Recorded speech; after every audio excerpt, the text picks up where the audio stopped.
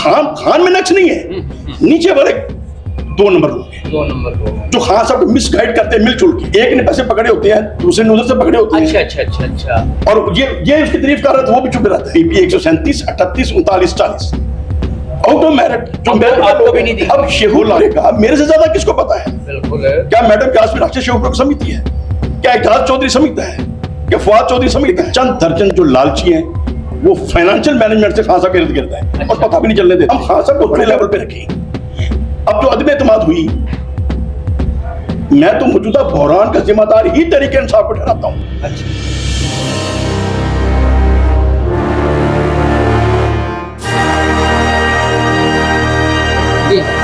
बिस्मिल्लाहिर्रहमानिर्रहीम। अस्सलाम वालेकुम नाज़रीन, मैं हूं जहांगीर याद, आप देख रहे हैं बोल्ड न्यूज़ 42। नाज़रीन, पीटीआई के सीनियर रहनुमा जलील शरफुली साहब इस वक्त हमारे साथ मौजूद हैं। मौजूदा सूरत हाल पर उनसे बात करेंगे।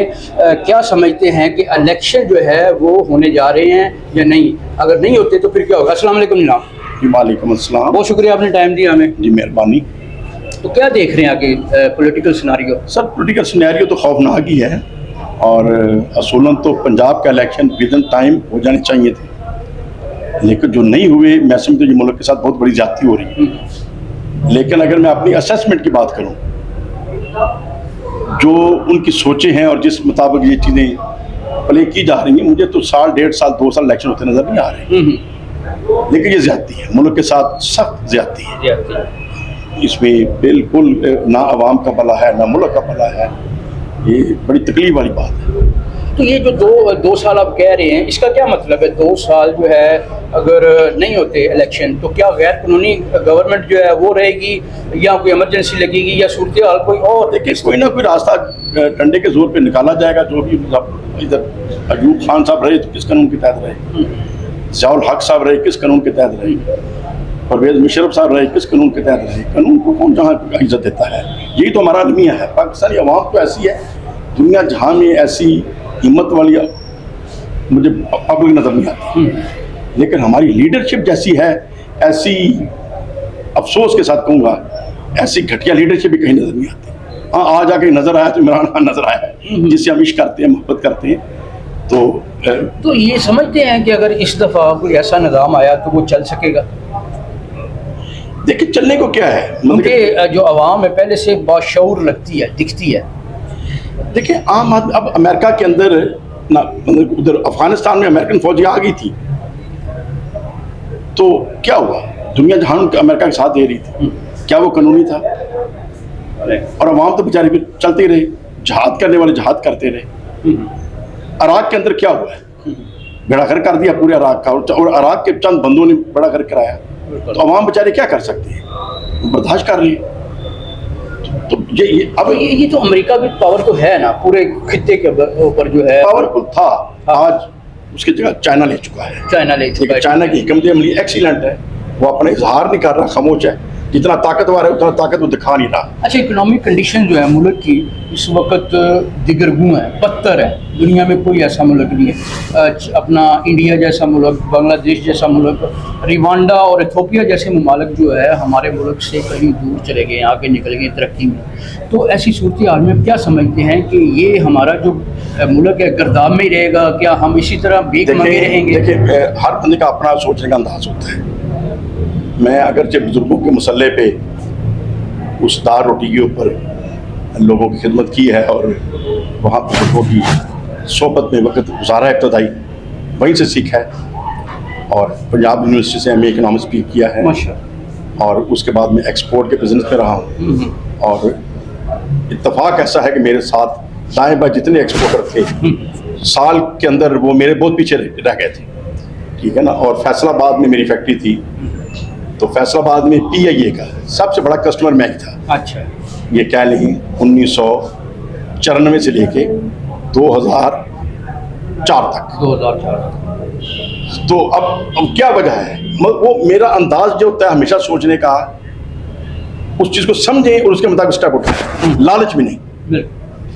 अच्छा, अब मैंने जो दुनिया जहान में घूमा हूँ बिजनेस पॉइंट ऑफ व्यू से, जापान गया हूँ, अमेरिका गया हूँ, कनाडा, ऑस्ट्रेलिया, बेशुमार मुल्कों में आना जाना रहा है, मुझे पाकिस्तानी कौम जैसी हिम्मत वाली कौम कहीं नजर नहीं आई। अच्छा, 2002 में मैं नेशनल असेंबली में चला गया हूँ, फिर जब मैंने ब्यूरोक्रेसी को करीब से देखा और हुक्मरानों को करीब से देखा, तो मैंने ये कहना शुरू कर दिया कि जिस दिन पाकिस्तानी कौम को रियल लीडरशिप मिल गई, तो अमेरिका उठते हुए पूछा करेगा पाकिस्तान से कि मैं सुबह के 9 बजा दूं कि ना बजा दूं। क्यों? कौम के अंदर जज्बा है। हमारे मैंने लोग देखे हैं इंग्लैंड के अंदर, कनाडा के अंदर, अमेरिका के अंदर, जो जाके पहले मैकडोनल्ड और छोटी छोटी दुकानों पे तपड़ियां मारते थे, उसके बाद उन्हीं प्लाजों के मालिक हो गए। चोरी से तो नहीं हुए ना, मेहनत से। और गोरों को आप देखिए जिधर बैठे उधर ही बैठे, फिक्स सोच है। पाकिस्तानी के अंदर अल्लाह ने हिम्मत रखी हुई है, लेकिन हम अपनी जब लीडरशिप को देखते हैं, ये जाके गुलामी करते हैं और फिर ये नारा लगाते हैं, जी गुलाम ने तो मांग नहीं होता है। अच्छा, लोग कहते हैं ये लीडरशिप नहीं है, ये कुछ चोर रास्ते से लोग आए। आप क्या कहते हैं? ये भी बात ठीक है, बिल्कुल लीडरशिप नहीं है। अगर लीडरशिप है तो इमरान खान की मौजूदा हालात में तो ये क्या कब्जा है, क्या है ये एक कह लें एक फाइनेंशियल मैनेजमेंट है। अच्छा, 3-3.5 साल इमरान खान जैसे ईस्ट इंडिया कंपनी आई थी, तो क्या वो लीडरशिप थी?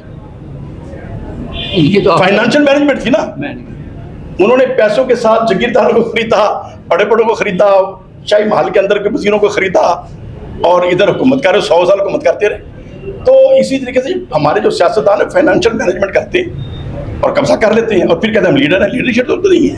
अच्छा, इमरान खान लीडर या इमरान खान था या फिर इमरान खान है या कायदे आज़म के बाद इमरान खान है। अच्छा, इमरान खान साहब का बड़ा खासा जोर नज़र आता है, ठीक है, और लगता है कि वो मतलब कुछ अच्छी परफॉर्मेंस देंगे, यानी जब इलेक्शन होते हैं। लेकिन 3.5 साल जब 3.5 साल उन्होंने जब गुजारे हैं हुकूमत में, तो आवाम को 1 रुपये का रिलीफ नहीं मिला। हाँ, यही लम्हा फिक्री है, यही लम्हा फिक्री है। और मुझे इख्तलाफ भी खास शब्द यही है।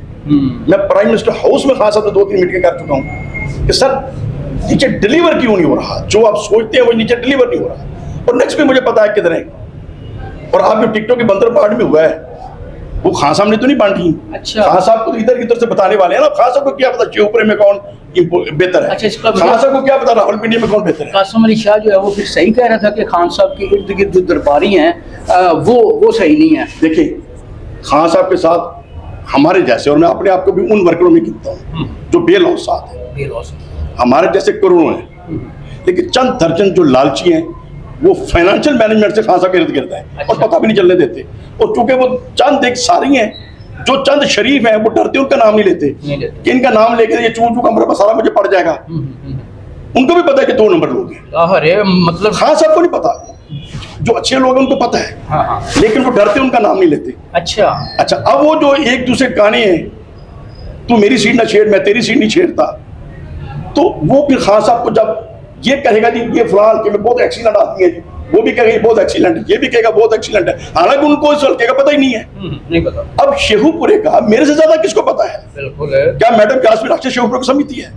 क्या एजाज चौधरी समझता है? क्या फवाद चौधरी समझता है? क्या खान साहब समझते हैं? मैं जिला हूँ, मैं महा एमएलए रहा हूँ। आपकी तो जड़ें हैं। मैंने मियाँ अजहर साहब के मुकाबले में मेरा इलेक्शन था, और तकरीबन 10-11 हज़ार के वोट फासले थे। वो वज़ीर आज़म के उम्मीदवार थे और अल्लाह ने मुझे कामयाबी दी। दोस्तों से मोहब्बत ही तो हुआ ना, अदारे तो उनके साथ, ताकतें उनके साथ थी। तो आज वहाँ जो 4 टिकटें दी गई, वो मुझे नहीं समझो, खासा बता दें कि किस मेरिट के ऊपर दी। PP 137, 38, 39, 40 out of merit. जो मेरिट आपको भी नहीं देंगी। गोल लागा साहब वहाँ हमारे एमपी रहे हैं, एक्सीलेंट आदमी है, अरशद दराज से खान साहब के साथ क्यों इग्नोर किया उन्हें? मुझे कोई नक्श बता दे। राणा अब्बास अली खान 2012 से वो खर्च कर रहे हैं। फंड्स का कोई चक्कर लगता है, वही फाइनेंशियल मैनेजमेंट नीचे वालों में। खान में नक्श नहीं है, नीचे वाले 2 नंबर लोग हैं, 2 नंबर लोग जो खान साहब को मिसगाइड करते हैं मिलजुल के। एक ने पैसे पकड़े होते हैं, दूसरे ने उधर से पकड़े होते हैं। अच्छा।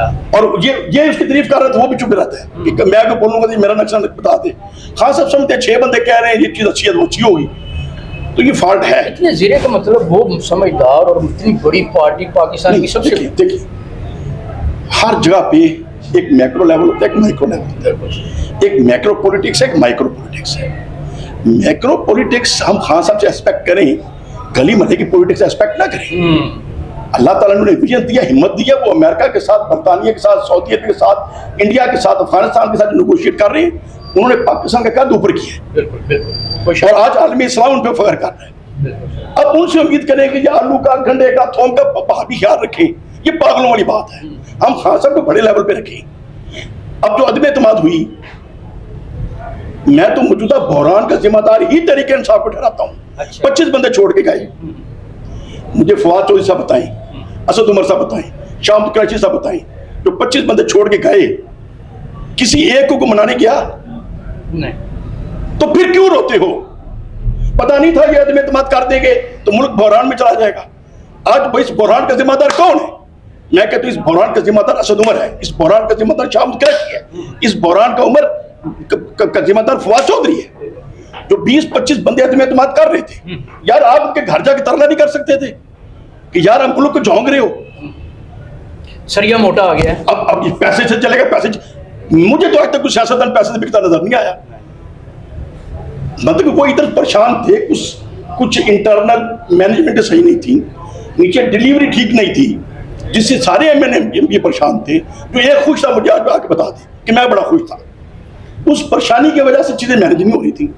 मैंने ये चीजें खान साहब के इल्म में लाया, खान साहब ने चीजें एक्सेप्ट की। मैंने कहा सर इसको थिंक टैंक बनाए, फवाद चौधरी साहब, असद उमर साहब, नीचे हमारे एजाज चौधरी साहब हैं, महमूद रशीद साहब हैं, 2-4 बंदों की कमेटी बना दी। इन चीजों को असेस करें, इसका सोल्यूशन ढूंढें, और सोल्यूशन है, ये चीजें मैनेज हो जाएंगी। ये जो लोग इन्होंने ऑक्टोपस किया हुआ है खान साहब को, इनसे कैसे जान छुड़वाई जा सकती है? इससे जान उनकी छूट सकती है, क्योंकि परफॉर्मेंस तो पिछले 3.5 साल में सही नहीं है। वो तवीज़ ऐसा है जो खान साहब के गले में तन्हाई में डाला जा सकता है, किसी के सामने नहीं, बल्कि छीन के फेंक देंगे, करीब नहीं आने देते। ये तवीज़ को फेंक देंगे। आपको टिकट नहीं मिली तो अफसोस है। मैंने तो असद उमर साहब को पहले कहते, मैं तो टिकट का उम्मीदवार नहीं था, ठीक है ना। मैंने जो रिजाइन किया तो उसके बाद मैंने इलेक्शन नहीं लड़ा था, जिमनी भी नहीं लड़ा, आगे भी मैंने कहते मैंने इलेक्शन नहीं लड़ा। लेकिन जब मैंने नहीं लड़ना तो इसका मतलब ये तो नहीं कि मैं पीटीआई के साथ नहीं हूँ, इसका मतलब ये तो नहीं मैंने मुल्क छोड़ दिया। मुझे खान साहब से मोहब्बत है, मैं खान साहब को मस्जिद आके देखना चाहता हूँ। अब ये जिन लोगों को टिकटें मिले मैं वोट उनको दूंगा, लेकिन वो डिजर्विंग लोग नहीं है और उन्होंने हार भी जाना है। मेरे वोट के बावजूद हार जाना है, मुझे पता है। तो नुकसान किसका होगा? हमारे विजन का, हमारी लीडरशिप का, हमारे मुल्क का। तो मैं आज चुप रहूं और मुल्क को तबाह होता देखता रहूं, क्यों? अब ये जरदारी ने पैसे उनको दे दिए, उसको दे दिए। क्या ये जो अपना फैसलाबाद वाला है एमएनए जो लीडर ऑफ अपोजिशन बना है, वो पैसे का भुखा आदमी है, वो पैसे से चला गया राजा रियाज। क्या राजा रियाज को अब तरला नहीं कर सकते थे? अलीम खान नाराज हुआ, क्या अलीम खान को मना नहीं सकते थे? बिल्कुल। क्या जहांगीर तरीन नाराज, उसको मना नहीं सकते थे? कोई बंदा क्या अलीम खान को मनाने, कोई बंदा क्या जहांगीर तरीन को मनाने? ये मुजरिम लोग आज के बहरान के ये जिम्मेदार है। सियासी बुर्दबारी जो है वो दिखानी चाहिए थी, अकल होनी चाहिए थी। सियासत कैसे करनी है यार? असल में खान साहब को मत नीचे लेके आए, खान साहब तो बड़ा आदमी है, मैं तो खान साहब को मजीद ऊपर देखना चाहता हूँ। लेकिन ये नीचे लोगों का काम था इन चीजों को कंट्रोल करते, मैनेजमेंट करते। बहुत किस्मती है, इन्होंने बेड़ा गर्क कर दिया सारे विजन का। जी नाज़रीन, जलील शर्कपुरी साहब ने सच्ची और खरी बातें आपके सामने रखी और आने वाले दिनों का जो सारा मंजरनामा पेश कर दिया। उस वक्त तक जब तक जो चंद दरबारी हैं वो खान साहब का पीछा नहीं छोड़ते तो जो है सूरत हाल उनको जो है अच्छी दिखाई नहीं देती। इसी के साथ नाज़रीन मैं आपको हो जहांगीर इजाज़त आपसे इजाज़त चाहूँगा। अल्लाह ने करवा।